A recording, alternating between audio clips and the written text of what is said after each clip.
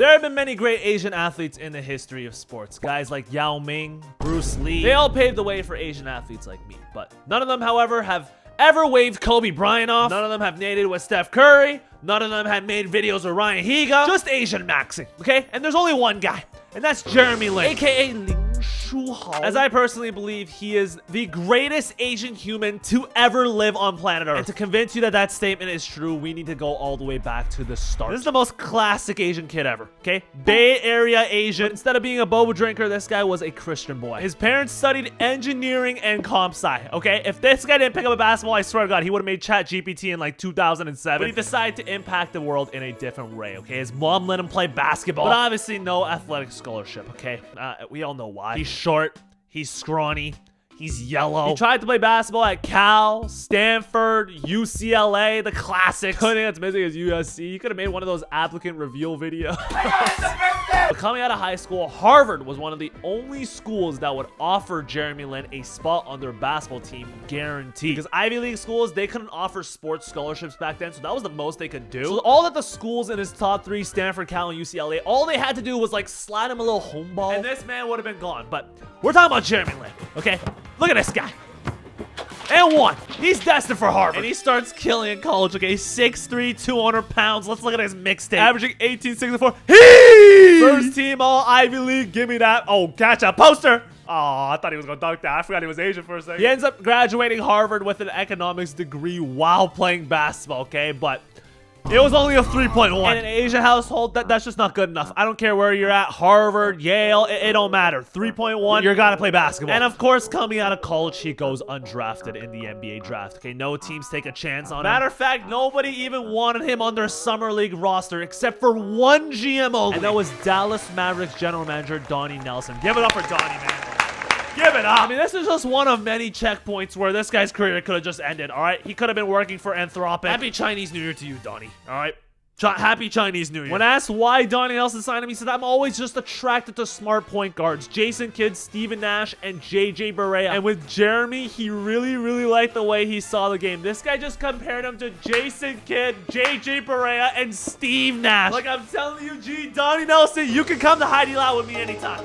We can go get hot pot anytime. It's on me too, because Jeremy Lin, he ends up hooping during this summer league. Okay, he shot 55% from the field, and he comes out of this summer league with an offer, okay, from his hometown team, the Golden State Warriors. So the Bay Area legend, who goes to Harvard, unwillingly gets his degree at Harvard, comes back to the Bay Area, and shocks everyone. And the Golden State Warriors, these guys are marketing geniuses. I can see why they're one of the most valuable teams in the NBA nowadays, because when they signed Jeremy Lin, this undrafted summer league last-minute ass signing, they held a press conference for him. People at home were going nuts. Look at this guy's camera work.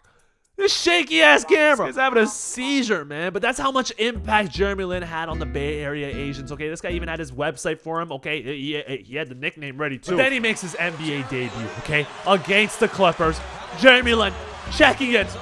Standing up. They were treating him like Bronny James coming back to Cleveland, okay? And surprisingly, his debut came on Warriors Asian Heritage Night. This has to be planned. I mean, this guy, he was on the inactive list until this night. Imagine every black player was on the inactive list until MLK Day. Or if every white player was inactive until January 6th, and they give him a standing ovation. But although he made his debut, he stepped on an NBA court, things weren't really going well for Jeremy Lin. The first thing is, the guards that were on the roster at the time were Monte Ellis and Steph Curry. So, I don't think you're getting any PT. And so at the time, Jeremy Lin was getting sent to the D-League. Basically just going through the trenches in the NBA. And the following year, there was a lockout. While LeBron, KD, Russ, they were all playing in these ridiculous rec league games, putting up these stupid highlights, all right, beating up on regular civilians.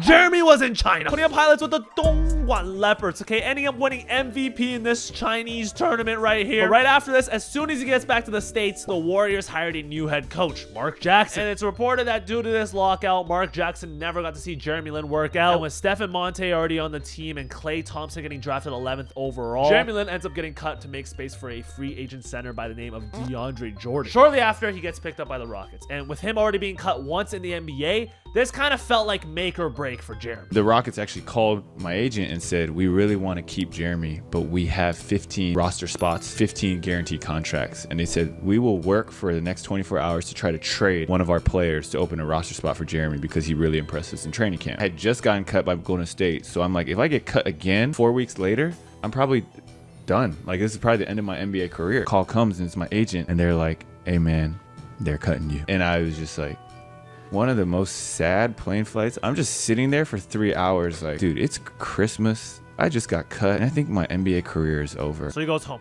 Gets cut by the Rockets. Asian family. We don't celebrate Christmas. Just a terrible couple of months. But then the Knicks needed a guard. And we all know what happens next, okay? They sit him for 2 months.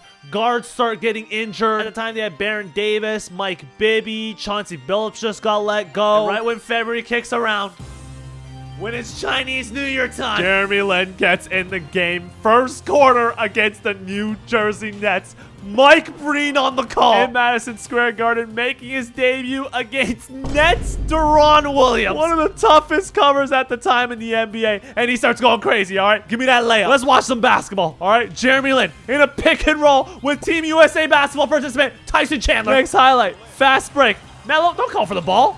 It's Jeremy Lin. Move over, Carmelo. I got coming at Euro. Where are we going? Starts cooking prime Deron Williams, okay? And one! Garden is going crazy right here, man. Of course, Carmelo's doing the bow celebration. I swear, that's like the default celebration for an Asian athlete. And with 2 minutes and 11 seconds left in the game, ball is in Jeremy Lin's hands, okay? Just get out the way, Carmelo. Split the D. And one! Ah! The Garden is going nuts. Bro, he's beating Deron Williams. The hero from Harvard gets mauled by his teammates right here, man. Garden giving him a standing ovation as the Knicks beat the Nets by 7. What a debut for Jeremy Lin. Absolutely terrible. Hold on. What is this drawing? That looks nothing like him at all. I support the message, but what are those eyes? Whatever. Next game gives the Utah Jazz 28-8. All right, with no Carmelo. And I want y'all to tell me the difference between this layup and Michael Jordan's. All right, tell me the difference. Like, bro, what was he doing? Oh my God. 2 straight wins, all right? His next game comes up against second-year John Wall, okay? The first overall pick from his draft class. 23 and 10, his first double-double. 3 straight wins for the Knicks. But then the next opponent, Kobe Bryant's Lakers. I'm so dead serious. And Kobe was being disrespectful. Who is this kid? Yeah, I've heard about him, stuff like that, but I don't know what has he been doing? Would you consider guarding him if he's having one of those games? Jesus Christ. Let's not get ahead of ourselves. That just boils my blood, man. Listen, I love Kobe. All right, Froby. I love all versions of Kobe. This pissed me off, okay? Acted like he didn't know who Jeremy Lin was. And Jeremy Lin had to make him pay, okay? ESPN nationally televised game. Mike Breen once again on the call. Knicks Lakers in the Garden. Jeremy Lin in the middle of Linsanity on the day where NBA contracts become guaranteed. Let's start it out, okay? Bang, bang. Let's get it started, okay? Fast break. Push the ball. Matter of fact, let's just do a no-looker real quick. Let's just get in the game. Bro had 7 of the first 11 points, all right? Came out gunning. Look at his eyes. Hold on, go back to his eyes. Look at this. Who does that remind you of? That's the Mamba himself, all right? And one. Plus, we got 16 and 5. It's not even halftime yet. Kobe misses the midi. Jeremy Lin, rebound, pushing the ball, put him in a spin cycle. Oh my God. Calls an ISO on Pau Gasol. Give him the midi. 31 points at this point, okay? 6 minutes left in the fourth. Emperor Lin. Some crazy signs being put up in the city of New York at that time. Oh my. Lin for 3. Bang! You got a Mike Breen bang. Here he is. ISO. Walking down. Matt Barnes. Gets inside. Banks it in. Wow. How about 38 points on Kobe Bryant's Lakers in the Garden, bro. Get your chopsticks. And this was the picture the Taiwanese newspaper put in the next morning. It's crazy. At the top, it says, Kobe asked pregame, who is Lin? And then after he says that, Lin drops 40 on his head. All right? 4 straight wins. And it doesn't end here, okay? 20-8 the next game against the Timberwolves. It's Eastern Conference Player of the Week. Now, for your information, these were the players in the Eastern Conference winning Player of the Week at the time, okay? LeBron, D. Rose, Dwight Howard, LeBron, Paul Pierce, Jeremy Lin. Averaging 27-8 and 2 steals and 4 starts. 5 straight wins. And then we head into my favorite Linsanity game of them all. Knicks versus the Raptors. 1:12 left in the game. Ha! Drive by. Ha! And 1! Here comes my favorite Linsanity moment of them all, okay? Last possession. Tie game. Shot clock turned off. Clear out. Everybody clear out. Fans on their feet. Hezzo, Mello, Jello, Mello, favorite color, yellow. Yellow! Boba straws were released from the lips as chopsticks clattered the glass tables. This was Linsanity. I'm telling you, there was no other race with stocks as high as Asian at this time, okay? That was a monumental moment in world history. It's straight out of a movie, all right? This is some shit that can make a grown man cry. Then he gets the cover of Sports Illustrated. An Asian basketball player on the cover of Sports Illustrated. I don't even know if you guys at home can fathom how much of an impact this had on people. Time Magazine. Linsanity right here. Matter of fact, he was named the Time 100 most influential people in the world. This list includes Barack Obama, Mitt Romney, and only one NBA player, okay? Not LeBron, not Kobe, not Kevin Durant, Lin. Just insane stuff. He even survived the GQ blitz, okay? Many players are getting blitzed by GQ at this time, okay? Even my GOAT LeBron got hit, all right? But Jeremy Lin avoided. I would say he passed, but then came the fall of Jeremy Lin. Now, many people in, hold on, what is this tweet? Linderella Story of the Year. Jeremy Lin has single-handedly played Linsational, Lincredible, I'm Linpressed. All he does is Lin. Many of the Taiwanese believe the end of Linsanity was due to Carmelo Anthony coming back from injury, and he was a superstar in New York, okay? It was Carmelo's team. D'Antoni also got fired. Mike Woodson was promoted. Mike Woodson runs a more isocentric offense compared to D'Antoni's free flow style, quick 7 seconds, downhill point guard style basketball. So it was different, but maybe the Taiwanese have a point, because in the offseason when Jeremy Lin got offered a contract by the Houston Rockets, the Knicks were given a chance to match that contract. When asked whether or not he would like to see Lin being brought back to the team, Anthony said, I stay away from that part right now. I would love to see him back, but I think he has to do what's best for him right now. But that answer wasn't the one that made the media, okay? The answer that made it was, it's not up to me. It's up to the organization to say they want to match that ridiculous contract that's out there.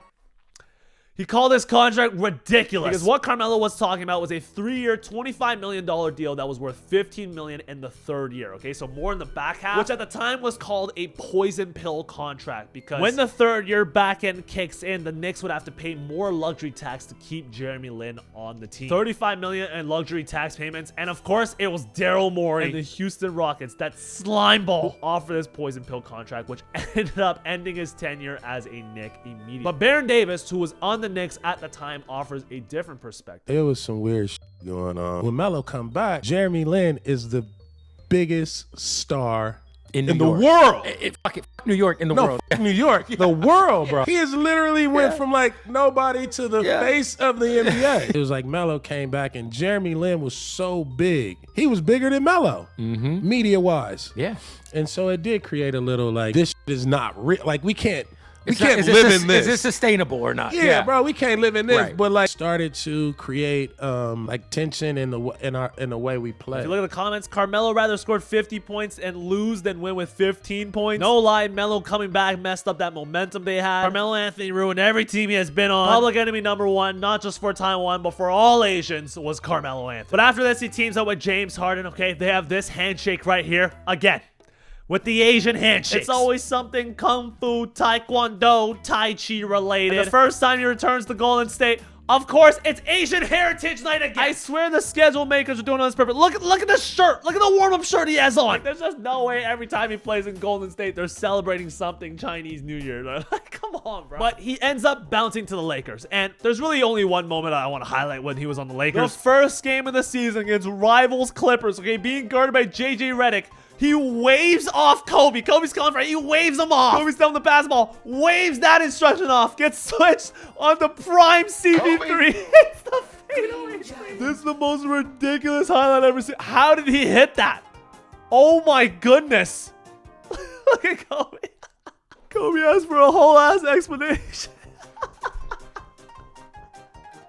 No other Asian athlete is doing that except for him, all right? He ends up becoming a journeyman. Played well while he was in Charlotte. He had some crazy hairstyles there, including getting braids, which Kenyon Martin had an opinion against until we found out that Kenyon Martin has Chinese characters tattooed on him. He ends up as an NBA champion with the Toronto Raptors, okay? The team that he hit that game winner on. And he retires from basketball on August 30th, 2025, okay? Happy Chinese New Year, Jeremy Lin. I love you.